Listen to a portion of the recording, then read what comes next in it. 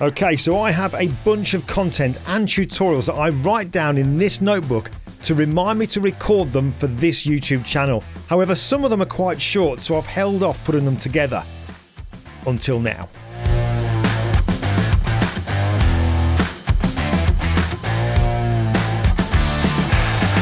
Now, with Photoshop getting updates on what seems like a weekly basis, it can be really easy to miss new things, but also forget about some stuff that's really powerful and already in there.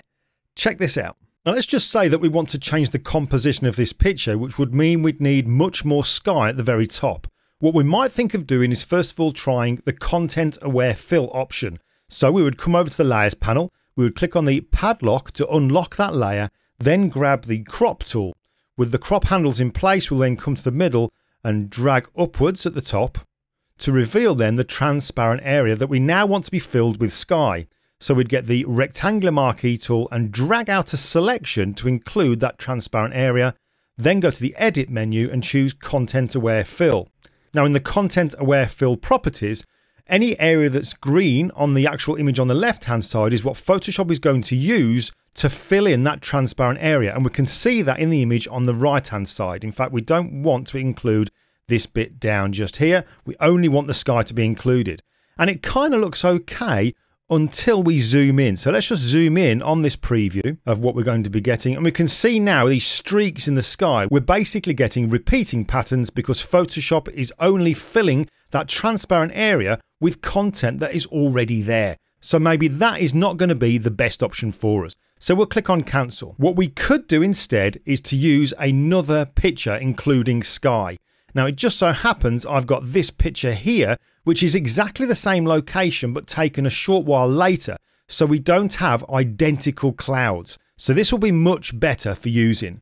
So what I could do is get my rectangular marquee tool, make a selection of the top area of the sky just there. Then I'm going to copy this onto its own layer by holding down the Command key on Mac, Control key on Windows and pressing J. We can see now in the Layers panel that selection is up on its own layer, and if I turn every other layer off you can see there it is.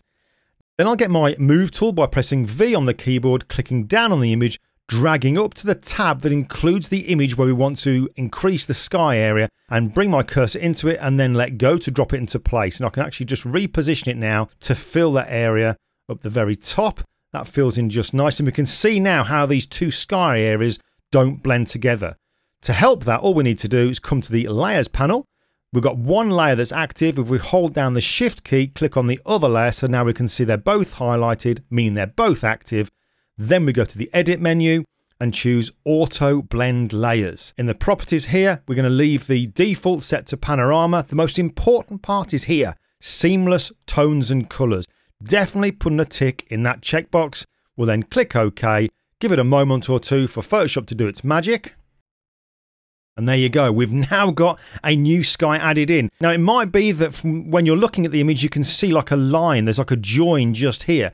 But take it from me that when you zoom in, that disappears. It's just kind of some kind of anomaly within Photoshop that when you're looking at it from far away, it looks like you can see a line like we can see over here. But if we zoom in, you'll see that actually that doesn't exist. Now that works great, but Auto Blend can deal with much more challenging things than that.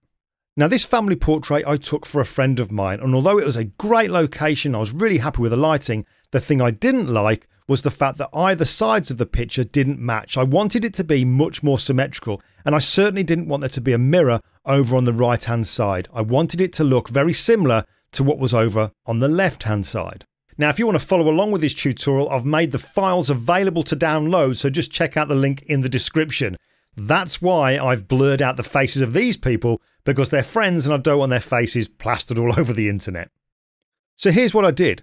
Over in the Layers panel, we'll just click to unlock that layer. Then I get the rectangular marquee tool from the toolbar and drag out a selection over on the right hand side to come into around about, say, there on the sofa. And then press delete. So now we have this transparent area.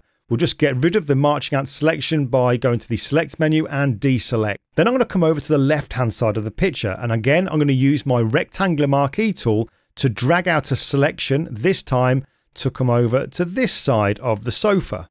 Now that we have that selection, I'm going to copy that up onto its own layer by holding down the Command key on Mac, Control key on Windows and pressing J, and you can see in the layers panel that has now put it up onto its own layer. If I turn the other layer off, you can see there it is. Now that we have that, I need to kind of flip it horizontally so that I can use it on the other side of the image.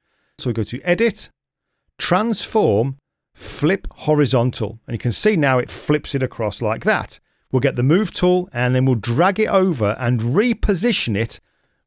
Using the Move tool, I can then use my arrow keys on the keyboard and the Shift key to kind of move it along to get it into the right position, which I reckon is around about there. Let's just zoom out. Now you can see straight away the problem we've got. The floor areas don't match, and also there's a definite line between the wall lighting as well, but not a problem for auto blend layers. We come to the layer stack, the uppermost layer is highlighted, hold down the Shift key and click on the layer below so they're now both highlighted. We'll then go to the Edit menu, choose Auto Blend Layers, leave it in the default of Panorama for the blend method.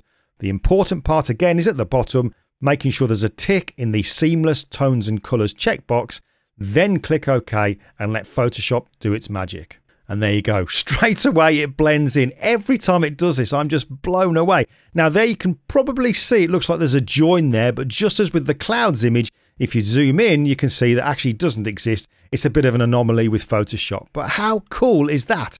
The lighting on the right-hand side, the flooring, everything is looking absolutely fantastic. That's just insane. Now, when it came to carrying on with the retouching with this picture, I did need to add just a little bit of contrast over on the right-hand side. But here's a look at the final image, again, obviously with their faces blurred out.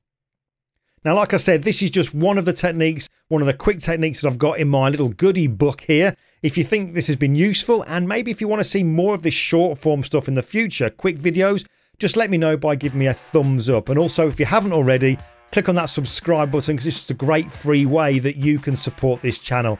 But for now, that's me. I'm done. I'll see you in the next video. Now, before I completely disappear, I just want to mention this. The Photoshop Virtual Summit 4. Now this is a free online Photoshop training event that runs for 5 days from May the 2nd through May the 6th, 2022, with 40 Photoshop classes from 20 instructors and over 30 hours of video tutorials from folks such as 𝗟𝐿 from Flern, Jesus Ramirez from the Photoshop Training Channel, Photoshop Hall of Famers Dave Cross and Matt Kloskowski, Hollywood movie poster retoucher Lisa Carney, yours truly, and more. Now this is the link to go and get a free pass available from the 1st of April, and I've also included that in the description.